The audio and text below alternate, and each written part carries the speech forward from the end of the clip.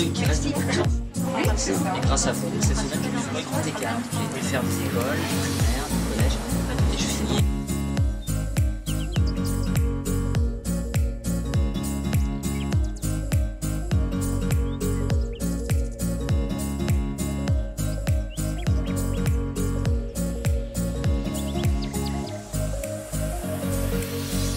Pour nous, c'était effectivement de faire toute la pyramide des âges pour arriver depuis les plus jeunes jusqu'à nos aînés, de manière à ce que effectivement la culture résonne à tous les âges. Et c'est bien l'objectif que nous poursuivons avec ma collègue Françoise Monnier, c'est de vous accueillir aussi pour rencontrer de temps en temps des écrivains, de temps en temps des réalisateurs. Parfois certains sont les deux à la fois comme Alexandre. Merci de ta présence, Alexandre. Je crois qu'on peut l'applaudir parce qu'aujourd'hui il innove quelque chose qui est dans des conditions très particulières, parce que c'est vrai qu'habituellement la salle est pleine jusqu'en haut et qu'on refuse du monde. Et donc on ne vous cache pas qu'il y a aussi une partie qui sera enregistrée, c'est la partie questions-réponses, parce que vous êtes nombreux dans cette ville, à chaque fois je le dis, mais 100 000 seniors, vous êtes des privilégiés aujourd'hui d'accéder avec Alexandre Moix en chair et en os, parce que les autres le verront, j'allais dire, sous forme de film. Donc je ne sais pas si on aura le même talent que vous pour monter et transmettre, mais en tout cas merci d'être là. Et puis donc vous dire qu'avec la ville de Nice, nous ne lâchons rien pour essayer de faire en sorte que, malgré les circonstances sanitaires très très contraignantes, eh bien, on va continuer à vivre et on apprend à innover et à vivre avec cette maladie et ce virus. Et je voulais faire un clin d'œil aussi à celui qui a accepté aujourd'hui d'être là pour eh bien, essayer de transmettre sous forme vidéo ce moment privilégié auquel vous participez, qui fait partie des éditions Ovadia, puisque c'est carrément celui qui dirige cette belle maison.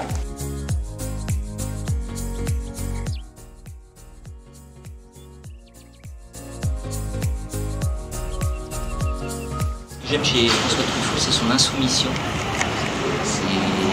C'était un enfant difficile et c'est devenu un adulte rebelle qu'on a souvent qualifié de cinéaste bourgeois. Alors, il est tout sauf bourgeois. C'est une passion que j'ai depuis que je suis adolescent, François Truffaut. Et je m'étais toujours dit que je réaliserais un jour un film sur lui. Non pas filmographique, parce que je n'avais pas envie de faire un documentaire sur ses films, mais vraiment sur le personnage de François Truffaut.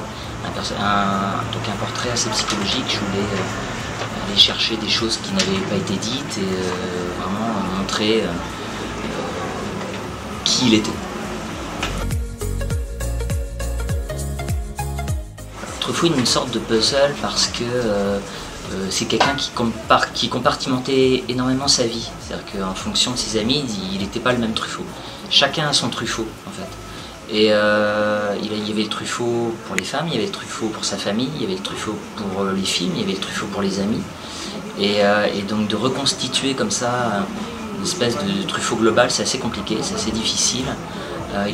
C'est un homme qui était très très secret, très pudique, d'ailleurs ça se voit dans ses films.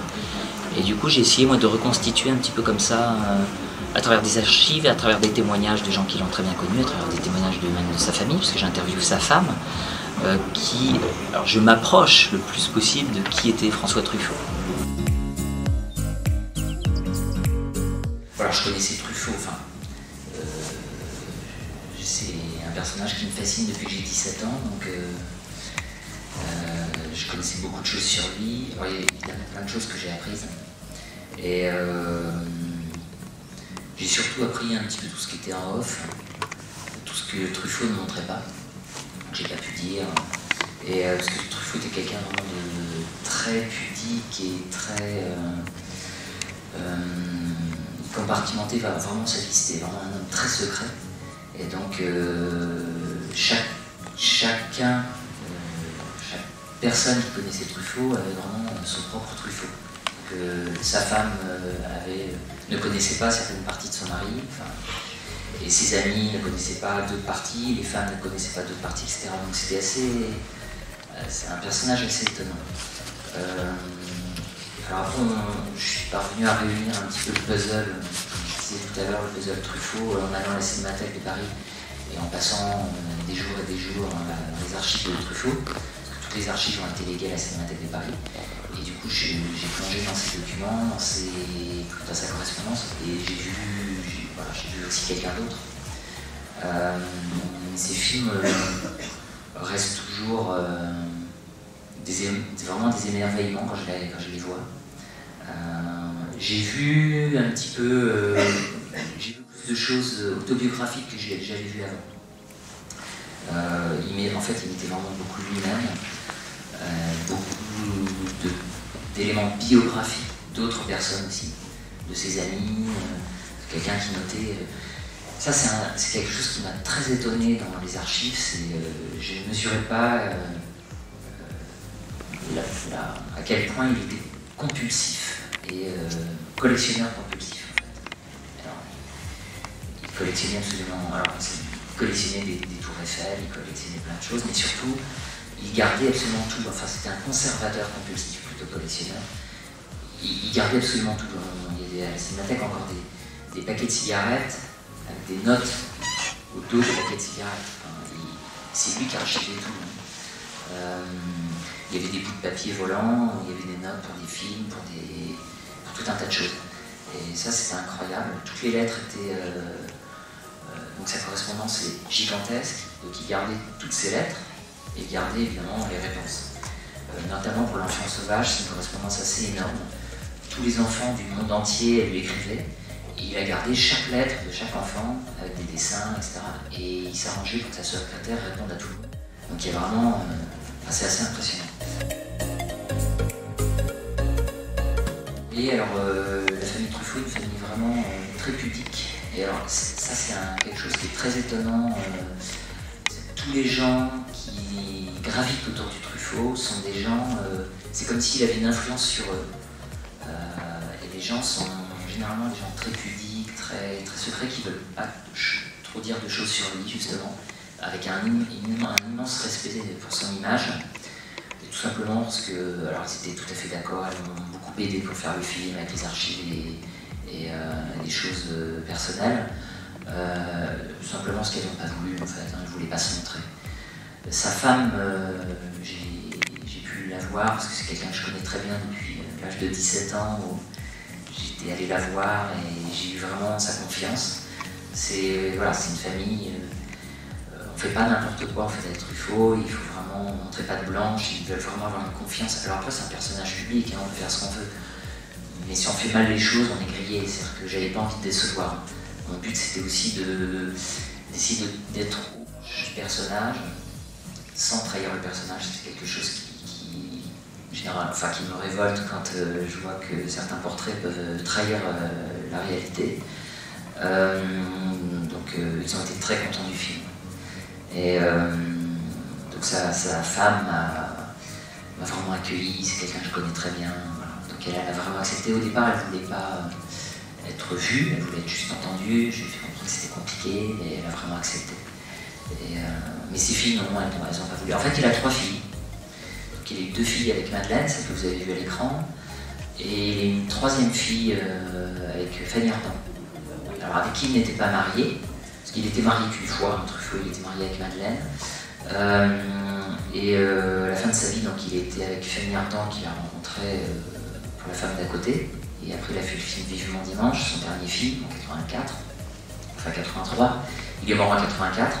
Et ils ont une fille qui s'appelle Joséphine, qui avait, je crois, 1 an, c'est ça, ouais, elle avait 1 an. Donc, que j'ai contacté, qui était aussi d'accord pour que je fasse le film, enfin, qui a accepté l'angle du film, le côté Truffaut insoumis, avec tous ses engagements, etc. Voilà. Donc il a eu 3 filles. Alors elle, je ne l'ai pas rencontrée, je l'ai eu au téléphone, par mail, mais je ne l'ai pas rencontrée personnellement.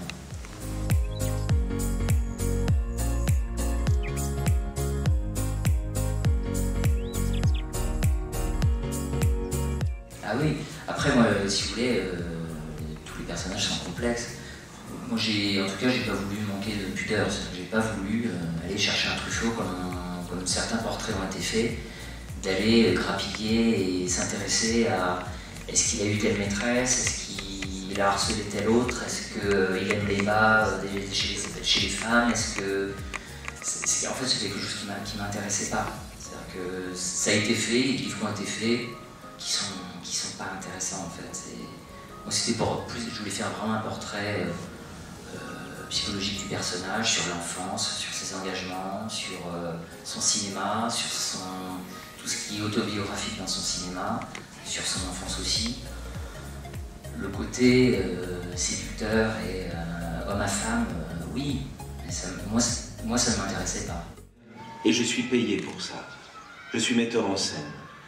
Faire un film, c'est améliorer la vie, l'arranger à sa façon, prolonger les jeux de l'enfance. Les parents, les hommes et les femmes. Et à ce moment-là, je crois que, évidemment, en écrivant l'histoire, même sans que je le veuille, le rôle de la femme devient plus décisif, plus important. Mais enfin, c'est le point commun. Le Vivement Dimanche appartient à Fanny Ardant, comme le dernier métro était conduit par Catherine Deneuve.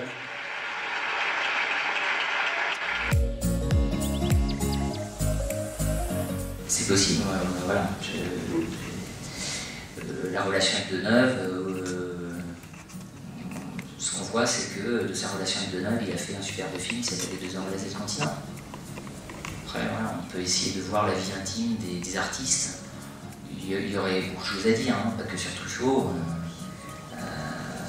Après, voilà, ça ne m'intéresse pas. Parce que je vois par exemple de la relation qu'il a eu avec Catherine Deneuve, et qui reste vraiment de la vie privée, c'est qu'il a fait un chef-d'œuvre qui s'appelle Les Deux Anglaises et le continent. Un film d'un romantisme absolu et d'une très grande psychologie et un film bouleversant. C'est ça qui est fascinant chez Truffaut, c'est que de ses expériences de vie, il en fait des très beaux films. Il était là, il était présent, et à tel point qu'il est venu mourir chez Madeleine. C'est-à-dire qu'il est revenu des années plus tard, et en 84, il est mort chez elle. Et Fanny Ardant venait le voir chez Madeleine. Il est venu mourir chez sa femme.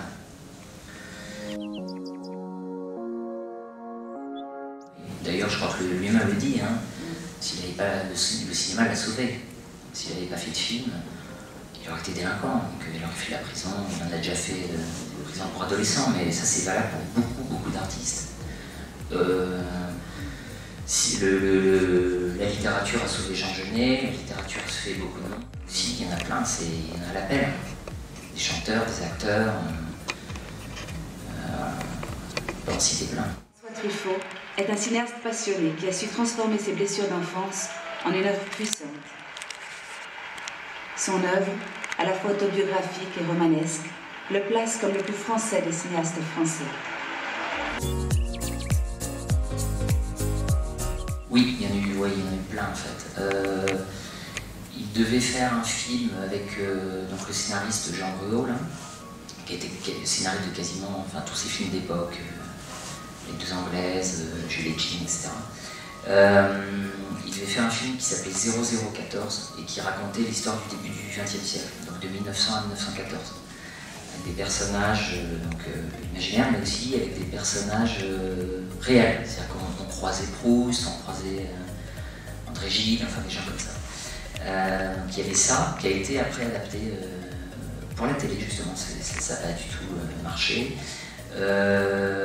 Il voulait faire La Petite Voleuse, qui a été fait par Claude Miller. C'était un scénario de Truffaut, il voulait vraiment le faire. Et c'était la version féminine des 400 coups en fait. Il voulait faire une version féminine des 400 coups. Il y avait un autre film, il y en a eu plusieurs. Il voulait faire un film avec Guy Marchand, une sorte de Landru, qui était parfumeur le jour et tueur de femmes la nuit. Très étonnant. Et il voulait faire un autre film qui s'appelait L'Agence Magique. Donc ça c'était le scénario le plus avancé, et qui aurait fini et qui aurait fait partie du coup d'une trilogie. Donc c'était sur le monde du spectacle. Donc c'était une tournée de théâtre, de musical, pardon, une tournée de musical en Afrique. Voilà, qui parcourait l'Afrique comme ça sur musical. Et ça aurait fait partie d'une trilogie, donc La Nuit américaine qui était sur le cinéma, un tournage de film. Il y avait le dernier métro en 1980 qui est sur le théâtre, théâtre sous occupation, et La Géance Magique devait être un film sur le music hall en fait. Donc il y avait ces scénarios-là, il y en a eu d'autres. Hein.